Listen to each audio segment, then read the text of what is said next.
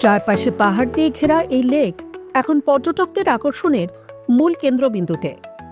শীতের মরশুমে লেকে বোটিংয়ের আনন্দ যেন এক আলাদা মাত্রা যোগ করেছে এই রোহিণীতে।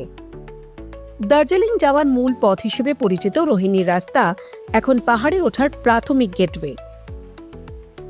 আর এই পথ ধরেই দার্জিলিং যাওয়ার সময় বা ফেরার পথে পর্যটকরা একটু সময় জিরিয়ে নিতে চান এই রোহিণী লেকে। খুব উপভোগ করা যাচ্ছে সবাই মিলে, এত লোকজন, সবার খুব ভালো লাগছে। ফ্যামিলি সবাই মিলে এসেছি, খুব আনন্দ হচ্ছে। আপাতত এখন ঘুরছে, আরও ঘোরা বাকি আছে। লেকটির রক্ষণাবেক্ষণের দায়িত্বে রয়েছে গোর্খা টেরিটোরিয়াল অ্যাডমিনিস্ট্রেশন বা জিটিএ। পর্যটনকে আরও আকর্ষণীয় করে তুলতে জিটিএ ইতিমধ্যে বিভিন্ন পরিকল্পনা গ্রহণ করেছে। রোহিণীতে রোপওয়ে, প্যারাগ্লাইডিংয়ের মতন যেমন অ্যাডভেঞ্চার ট্যুরিজমের ব্যবস্থা করা হয়েছে, তারই মধ্যে লেক চত্বরে হর্স রাইডিংয়ের সুযোগও চালু রয়েছে।